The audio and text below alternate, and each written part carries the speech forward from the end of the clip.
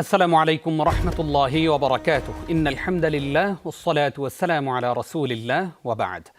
ইসলাম একটি পূর্ণাঙ্গ ও পরিপূর্ণ জীবন ব্যবস্থা, যেখানে ইবাদতের প্রতিটি পদ্ধতি কোরআন ও সুন্নাহর সুস্পষ্ট নির্দেশনায় নির্ধারিত। কিন্তু দুঃখজনক বাস্তবতা হলো, অনেক সময় আমলের আগ্রহের আড়ালে অজান্তেই কিংবা আবেগের বশবর্তী হয়ে এমন কিছু কাজ ইবাদতের নামে চালু করা হয়ে যায় যার কোনো ভিত্তি নেই কোরআন এবং সহিহ সুন্নাতে।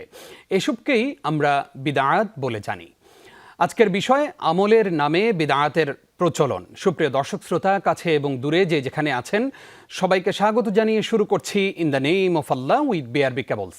অনুষ্ঠানে আপনাদের সঙ্গে আছি আমি নিজাম বিন মুহিব। অনুষ্ঠানটি টিভি সেটের পাশাপাশি যমুনা টেলিভিশনের ফেসবুক পেজেও আপনারা দেখতে পাচ্ছেন। প্রিয় দর্শক, আজকে গুরুত্বপূর্ণ এই আলোচনা অনুষ্ঠানে আমাদের সঙ্গে যুক্ত হয়েছেন উত্তরা সেন্ট্রাল জামে মসজিদের সম্মানিত খতিব ফদিলাতুল শেখ ডক্টর হাফেজ রফিকুল ইসলাম মাদানী। আসসালামু আলাইকুম রহমতুল্লাহ। ওয়ালাইকুম আসসালাম রহমতুল্লাহ বারাকাতুহু। শেখ, কেমন আছেন? জি আলহামদুলিল্লাহ, আপনি ভালো আছেন? আলহামদুলিল্লাহ, আমরা ভালো আছি। আপনাকে আমাদের আজকের আয়োজনে স্বাগত জানাচ্ছি। ধন্যবাদ আপনাকে। একদম শুরুতেই আপনার কাছ থেকে আমরা জানতে চাইব, বিদআত আসলে কাকে বলে, এর পূর্ণাঙ্গ সংজ্ঞাটা যদি আমাদের সঙ্গে শেয়ার করতেন। আলহামদুলিল্লাহ, সালাতু ওয়াসসালামু আলা রাসূলিল্লাহি ওয়া বা'দ। বিদআত শব্দের শাব্দিক অর্থ হলো নতুন উদ্ভাবিত কোনো বিষয়। শরিয়ার পরিভাষায় বলা হয় এমন বিষয় হলো বিদআত যেটিকে ইবাদত মনে করে অথবা আকীদা মনে করে একজন ইমানদার মুসলিম যে আমলটি অথবা যে আকীদাটি পোষণ করে, অথচ এটি কোরআন, সুন্নাহ এবং ইজমা এর কোথাও নেই, এটির নাম হলো বিদআত। বিদআত মূলত আপনি দেখবেন এটি ইবাদতের মতোই দেখা যায়। ইবাদতটা হতে হবে একদম খালেস, নির্ভেজাল, কোরআন সুন্নাহর দলিল ভিত্তিক। আর বিদআতটা হলো ইবাদতের মতোই, কিন্তু তার ভিতরে একটু ভেজাল রয়েছে। Just I give you an example. যেমন ধরুন, সারা বিশ্বের আইন, আমাদের দেশের রাষ্ট্রীয় আইন, যারা দুধ বিক্রি করে দুধটা হতে হবে নিরেট দুধ, পানি মিশানো এটিতে অপরাধ। তো যেই দুধটার মধ্যে আলাদা পানি মিশানো হয়নি, অর্থাৎ দুধটা যেরকম গাভীর এখান থেকে পাওয়া গিয়েছে এইভাবেই যদি দুধটা বিক্রি করা হয়, তাহলে এটা আসল দুধ। আল্লাহর পক্ষ থেকে নবীজি যেভাবে ইবাদত শিখিয়েছেন এটাকে হুবহু রকম রাখা হলে এটার নাম হলো সুন্নাহ। আর যখন সেখানে কিছু মিশানো হয় তখন সেটার নাম বেদাত। মানুষ অনেক সময় বুঝে না, মনে করে এটাও ইবাদত। দেখতে তো দুধের মতোই দেখা যায়। ধরুন আধা কেজি দুধ আর সেখানে আধা কেজি পানি মিশালাম, এবার নাড়া দেওয়ার পরে যেটি দেখা যাবে সাদাই কিন্তু দেখা যাবে। যারা দুধ চিনে প্রথম ভালো দুধগুলো বিক্রি হয়ে যায়, অবশেষে প্রয়োজন তখন বাধ্য হয়ে পানিওয়ালা দুধগুলো কিন্তু মানুষ কিনে নিয়ে যাবে। যদি মুসলিম সমাজে ডাইরেক্ট কুফুরি এনে ইবাদত হিসাবে বাজারজাত করতে চাওয়া হয়, ইমানদাররা গ্রহণ করবে না। সেই জন্য বেদাতের প্রচলন ঘটেছে, অথবা বেদাতটা যেভাবে ঢুকেছে সেটা হলো কিছু ইবাদত তার সাথে আনুষঙ্গিক অন্য কিছু মিলিয়ে, কিছু বাড়িয়ে, কিছু কমিয়ে, কিছু রং দিয়ে, অথবা কোনো সময়ের সাথে কোনো স্থানের সাথে একটা জিনিসকে একটা নতুন স্ট্রাকচার দেওয়ার যেই প্রবণতা, এটিকেই বিদআত বলা হয়। আশা করি বিদআতের সংজ্ঞা আমাদের দর্শকদের কাছে একদম ক্লিয়ার। আমরা এবার আপনার কাছ থেকে জানতে চাইব যে আমরা তো সাধারণ মানুষ, আমরা অনেক আমল ইতিপূর্বে করে এসেছি যেগুলো হয়তো আমাদের বাপদাদারা করেছেন, আমাদের অনেক আলেমরাও আমাদেরকে করতে বলেছেন। এখন আমি একজন সাধারণ মানুষ হিসাবে কেউ যখন একটা আমল আমাকে করতে বলবেন, সেটা প্রকৃত সহিহ সুন্নাহর মধ্যে আছে কিনা সেটা আমি কিভাবে যাচাই করব? দেখুন, আল্লাহ সুবহানাহু ওয়া তাআলা আমাদেরকে একেবারে মানুষ বানিয়ে তো দুনিয়াতে পাঠিয়েছেন, আকল বিবেক বুদ্ধি দিয়েছেন। একজন সাধারণ মানুষ তিনি যখন বাজারে গিয়ে মাছ কিনেন তখন 10 জন কিন্তু তাকে ডাকে, সেইখান থেকে ঠিকই তিনি দেখে কোনটা ভালো সেটা দেখে নেন। জাল দলিল সেটা যাচাই করে তিনি না বুঝলে যিনি বুঝেন তার কাছে নিয়ে গিয়ে নিরেট ফ্রেশ জায়গা যেটা সেটি কিন্তু তিনি কিনেন। দিনের ক্ষেত্রেও তার মৌলিক কিছু জ্ঞান থাকতে হবে, এটা ফরজ। তরাবুল ইলমে ফারিদাতুন আলা কুল্লি মুসলিম। যদি এর চেয়ে বেশি জানা না থাকে তাহলে তাকে বেছে নিতে হবে এমন একজন আলেম। এইটুকুন তো তার অন্তত বুঝতে হবে যে কোন আলেম কোরআন সুন্নাহর দলিল ভিত্তিক সহি কথাগুলো বলেন, অথবা কারা দলিল বিহীন কথাবার্তা বলেন। এইটুকুন যদি কেউ না জানেন তাহলে তিনি পদে পদে হুচট খাবেন যাকে তাকে। যেমন আমাদের সমাজে অনেকেই তালাকের ক্ষেত্রেও বলে যে একজন বলেছে এরকম করলে তো তালাক হয় না, এবার এরকম করা যায়। একজন যে বলেছে সে কীরকম, একজন সাধারণ মানুষ। আমরা তাহলে তার থেকেও ফতোয়া নিলেন। ইদানিং আমরা দেখতে পাচ্ছি যে মানুষ যে কেউ রাজনীতিবিদ পর্যন্ত মাঠে ময়দানে ফতুয়া দিয়ে বেড়াচ্ছেন। তো তো ফতুয়া তো যে কেউ দিবেন না, মাসআলাটা দিবেন যারা গভীর আলেম তারা। ডাক্তারের ক্ষেত্রে আপনি তো একটা হাতুড়ে ডাক্তারের কাছে থাকেন না, গ্রাম থেকে ছুটে আসেন ঢাকায়, এখানে এসে একজন ভিজিট দিয়ে অনেক টাকা দিয়ে আসা যাওয়ার খরচ, গাড়ি ভাড়া করে ভালো ডাক্তার দেখে আপনি প্রেসক্রিপশন করিয়ে নেন। সেই জন্য একজন সাধারণ মানুষকে একজন বিজ্ঞ আলেম অথবা যারা কোরআন সুন্নাহর দলিল দিয়ে কথা বলেন এমন একজনকে বেছে নিতে হবে। একদম যথার্থই বলেছেন আপনি উস্তাজ। আসবো আপনার কাছে আবারও ইনশাআল্লাহ ছোট্ট একটি বিরতির পর। প্রিয় দর্শক, আপনারা দেখছেন যমুনা টেলিভিশনের নিয়মিত আয়োজন in the name of Allah with BRB cables. অনুষ্ঠানের এ পর্যায়ে নিচ্ছি ছোট্ট একটি বিরতি, সঙ্গেই থাকুন।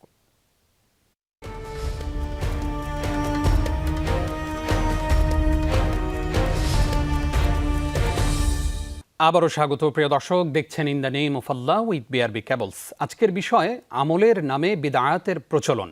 এই বিষয়ে কথা বলছেন ডক্টর হাফেজ রফিকুল ইসলাম মাদানী। স্যার, আপনাকে আরও একবার স্বাগত জানাচ্ছি। ধন্যবাদ।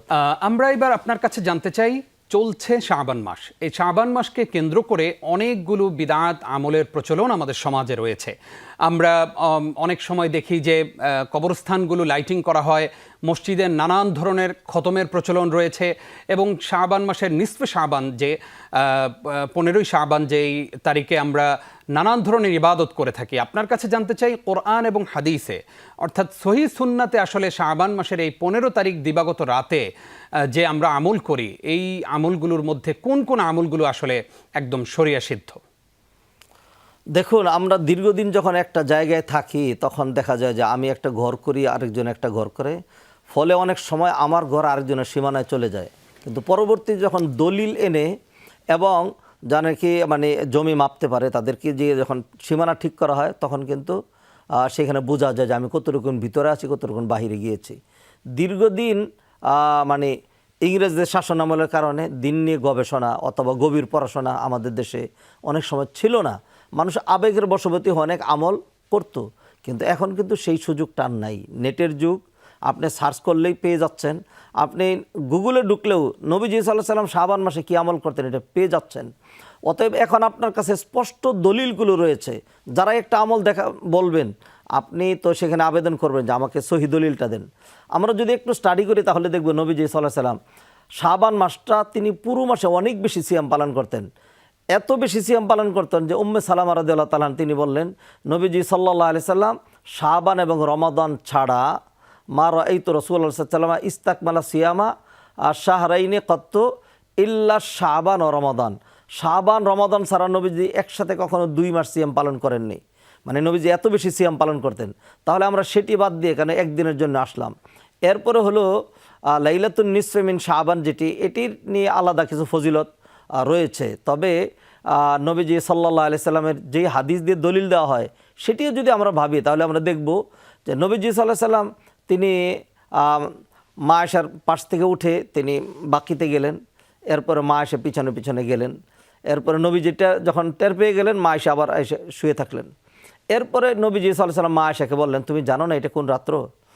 তো এই হাদিসটাও যদি আমরা ভাবি তাহলে আমরা দেখতে পাচ্ছি নবীজি সাল্লাল্লাহু আলাইহি সাল্লাম এই রাতে ইবাদত করেছেন। অন্য রাতে তো নবীজি ইবাদত করতেন। নবীজি সাল্লাল্লাহু আলাইহি সাল্লাম তার সহধর্মিণী মা আয়েশাকে বলেন নাই যে জাগো এই রাত জেগে তুমি ইবাদত করো। আর এই দেখাই যাচ্ছে নবীজি ওইদিন মসজিদে যান নাই, আর সাহাবা এরকম করেন নাই। অতএব নবীজি সাল্লাল্লাহু আলাইহি সাল্লাম যেটি করেছেন সেইটাই আমাদের জন্য অনুসরণীয়, অনুকরণীয়। এর বাহিরে আমরা যেটুকুন বৃদ্ধি করব, লাইটিং করা যেটি, এটি যে অপচয়ের শামিল এতে কোনো সন্দেহ নাই। ইসলামে এই ধরনের লাইটিং এটা তো ধর্মীয় বিষয় হতেও পারে না। আর আমরা দেখতে পাচ্ছি যে এই দিনটা যখন আসে, যারা 5 ওয়াক্ত ফরজ সালাতকে গুরুত্ব দিচ্ছে না, নামাজ পড়ছে না, সারা রাত জেগে এরপরে 4:30 5টার দিকে ঘুমিয়ে পড়লো, ওই রাতের ফজরের সালাতটাও কিন্তু পড়া হলো না। তাহলে দেখা যাচ্ছে বেশি নফলকে গুরুত্ব দিতে গিয়ে ফরজটা ছুটে যাচ্ছে। বোঝাই যাচ্ছে যে এই ব্যাপারের মধ্যে এই বিষয়টির মধ্যে আমাদের বাড়াবাড়ি হয়ে যাচ্ছে। সেই জন্য আমরা যেটি বলবো সেটি হলো নফলের জন্য মানুষ স্বাধীন, যে যেটুকুন পারবে সেটুকুন করবে। সেটার জন্য এত সাজসজ্জা আনুষ্ঠানিকতা এটি নিঃসন্দেহে আমাদের পক্ষ থেকে বাড়াবাড়ি। ফরজগুলো যেন আমরা গুরুত্ব দিই। আর নবীজি সাল্লাল্লাহু আলাইহি ওয়াসাল্লাম যেইভাবে শাবান উদযাপন করেছিলেন সেইভাবে যদি করি তাহলে আর সেখানে বিদআত থাকবে না। 14 তারিখ যারা রোজা রাখতে চান তাদের জন্য আমি একটা পরামর্শ দিতে পারি। নবীজি সাল্লাল্লাহু আলাইহি ওয়াসাল্লাম আইয়ামুল বিদের রোজার কথা বলেছেন। সেই ক্ষেত্রে 13, 14, 15 3 দিনের রোজা রাখা যেতে পারে।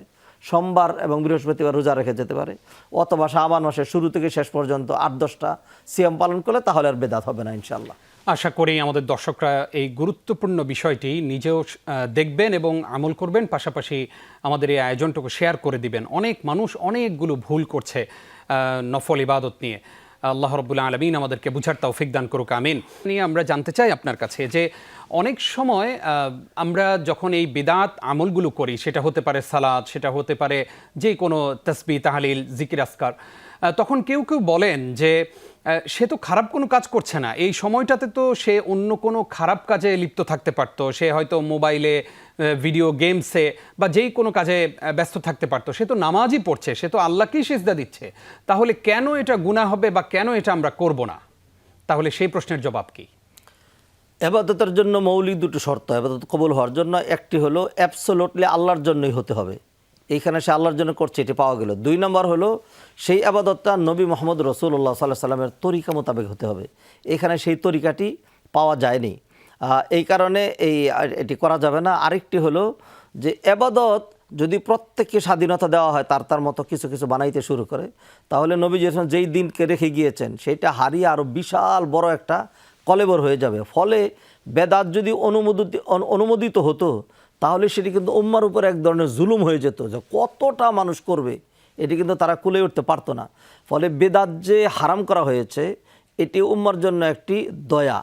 আরেকটি বিষয় হলো যে বেদাত যারা এটি করেন তারা এটাকে ইবাদত মনে করছেন, অথচ এটি আল্লাহ এবং রাসূলের পক্ষ থেকে নয়, তিনি নিজে ঢুকিয়ে দিলেন। ফলে তিনি এটা করতেই থাকেন, তার কাছে এটা ভালো মনে হয়, আর তিনি এটা থেকে তওবা করেন না।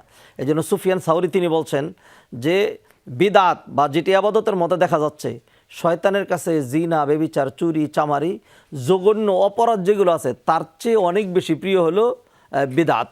হ্যাঁ, বিদাত তার কাছে অনেক বেশি প্রিয়, কারণ ওই সমস্ত গুনাহ থেকে মানুষ তওবা করে, খারাপ মনে করে।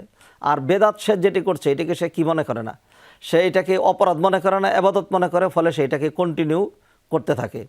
অতএব আমরা ইতিপূর্বে বলেছি বেদাত দেখতে ইবাদতের মতোই মনে হয়, কিন্তু এটা ভালো না খারাপ। আপনি কেউ যদি বলে আরে ভাই এটা তো দুধের মতোই দেখা যাচ্ছে, দুধিতে তো পানি তো না, হ্যাঁ, ফ্রেশ পানি যদি কেউ বিক্রি করতো তাহলে সেটি ভালো ছিল। তিনি যে কাজটা করেছেন দুধের মধ্যে পানি মিশিয়ে দুধ হিসাবে বিক্রি করছেন। হ্যাঁ, অতএব ইবাদতের মধ্যে অন্য কিছু ঢুকিয়ে যখন সেটাকে ইবাদত বানানো হচ্ছে তখন তিনি শিরিক করে ফেললেন। কোরআনে আল্লাহ বলেন আমলাহুম শুরাকাউ শারাউ লাহুম মিনাদ-দীন মা লাম ইয়াযাম বিহিল্লাহ। ইবাদত যেটি হবে এটার অ্যাবসোলিউট রাইট, অধিকার শুধু আল্লাহর এবং নবী মুহাম্মদ রাসূলুল্লাহ সাল্লাল্লাহু আলাইহি সাল্লামের। ধরুন আমাদের দেশের কিছু আইন আছে, আইন প্রয়োগকারী সংস্থা আছে, আমি যদি সেইখান থেকে একটা আইন, একজন অপরাধ করেছে, একজন চোর, তার হাতটা কেটে দিলাম, তাহলে রাষ্ট্রীয় আইনে আমাকে ধরা হবে নাকি হবে না? নিশ্চয়ই ধরা হবে, যে তুমি কেন এটা তোমার হাতে উঠিয়ে নিলে। তাহলে এই কাজটা করার জন্য একটা সংস্থা আছে, তারা সেটা করবে, অন্য যে কেউ করার রাইট রাখে না। কোনটা ইবাদত হবে কোনটা ইবাদত হবে না এটার অ্যাবসোলিউট রাইট আল্লাহর, এবং সেটা নবী মুহাম্মদ রাসূলুল্লাহ সাল্লাল্লাহু আলাইহি সাল্লামের রাইট, কারণ আল্লাহ সুবহানাহু ওয়া তাআলা তার মাধ্যমে ইবাদত প্রবর্তন করেছেন।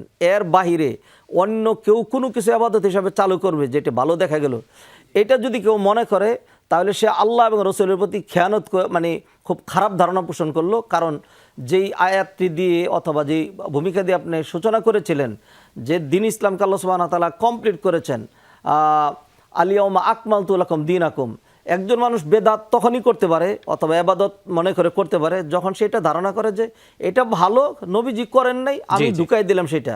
তার মানে হয়তো নবীজি খেয়ানত করেছেন অথবা তিনি নবীজির চেয়ে বেশি বুঝেছেন। তাই ইত্তাকার আমরা যদি বিশ্লেষণ করি তাহলে দেখব বেদাত জিনা, বেবিচার, চুরি, চামারি, হত্যা, নিধনের চাইতে অনেক বেশি জঘন্য। আশা করি আমাদের দর্শকরা গুরুত্বপূর্ণ আরও একটি বিষয় জানতে পারলেন। এবার আপনার কাছে জানতে চাই নিসফে শাবান বা শাবানের মধ্য রজনী, অথবা যেটাকে আমরা শবে বরাত বলি, এই রাতে আসলে আমরা কি আমল করব? আমরা অনেকগুলো আমলের পসরা সাজিয়ে বসি, এবং সে আমলগুলো যদি বিদআত হয়, বিদআত কি সুন্নাহকে ঢেকে দেয় না? এক নম্বর কথা, যে আমরা যেটিকে শবে বরাত বলি এটা কোনোতেই বলা যাবে না, এটা হলো প্রধান ভুল। শবে বরাত, কারণ বরাত শব্দটি বাংলা, এটি আরবিতে যদি আমরা অর্থ করি তাহলে দুটি অর্থ হবে। একটা হলো সম্পর্ক ছিন্ন করা, তো এটা সম্পর্ক ছিন্ন রাত্র হতে পারে না। আরেকটা হলো মুক্তিরজনী, সেটি হলে হতে পারে। বরাতটা ফার্সিতে এটা ভাগ্য হিসেবে ব্যবহার করা হয়। আরবিতে এটা ভাগ্য নয়। আমাদের সমাজে এটাকে ভাগ্যের জন্য মনে করে কিন্তু মানুষ এত বেশি কিছু করে। ভাগ্যের আরবি হলো কদর, ওয়াল কদারি খাইরিহি ওয়া শাররিহি মিনাল্লাহি তাআলা। ইন্না আনজালনাহু ফি লাইলাতিল কদর, নাকি ইন্না আনজালনাহু ফি লাইলাতিল বরাত, অথবা জি না। আমানতু বিল্লাহি ওয়া মালাইকাতিহি ওয়া কুতুবিহি ওয়া রুসুলিহি ওয়াল ইয়াউমিল আখিরি ওয়াল বরাতি খাইরিহি ওয়া শাররিহি, এরকম কি ওয়াল কদারি খাইরিহি। অতএব এটি বাদ দিলেই সব ঠিক হয়ে যাবে। দেখুন, নফল ইবাদতের একটা মানুষের স্বাধীনতা রয়েছে। আজ রাতে আপনি নফল ইবাদত করেন, আগামীকালকেও করেন। নবীজি তো প্রতি রাত্রেই করতেন। তো যেহেতু শাবান মাস, আবার যেহেতু 14 তারিখ রাত্র, আপনি নফল ইবাদত করতেই পারেন। জি, জি। এবং নফল ইবাদতের মূলনীতি হলো আল মুতাতাওয়িউ আমিরু নাফসিহি, যিনি নফল ইবাদত করবেন তিনি সিদ্ধান্ত নেবেন তিনি কি করবেন। আশা করি আমি আগামীকাল আমার অফিস আছে, আমি হয়তো আজকে করতে পারবো না। জি, আশা করি আমাদের দর্শকরা একদম ক্লিয়ার। উস্তাজ, আপনি আমাদেরকে সময় দেওয়ার জন্য আপনাকে ধন্যবাদ জানাচ্ছি। জাযাকুমুল্লাহ খাইরান। বারাকাল্লাহু ফিক। প্রিয় দর্শক, সূরা দুখানের 3 নম্বর আয়াতে আল্লাহ রাব্বুল আলামিন বলেছেন, ইন্না আনজালনাহু ফি লাইলাতিন মুবারাকাতিন ইন্না কুন্না মুনদিরিন। এখানে আল্লাহ রাব্বুল আলামিন ইঙ্গিত করেছেন মূলত লাইলাতুল কদর বা ভাগ্য রজনী, যেটা এটা সবে বরাত নয়, বরং এটা কদরের রজনীকেই আল্লাহ রাব্বুল আলামিন ইঙ্গিত করেছেন। আশা করি আমাদের দর্শকরা বিষয়টি বুঝবেন। প্রিয় দর্শক, আপনারা এতক্ষণ দেখছিলেন in the name of Allah with BRB cables. আগামী পর্ব দেখবেন, সেই প্রত্যাশায় বিদায় নিচ্ছি নিজাম বিন মুহিব। আসসালামু আলাইকুম ওয়া রাহমাতুল্লাহি ওয়া বারাকাতুহু।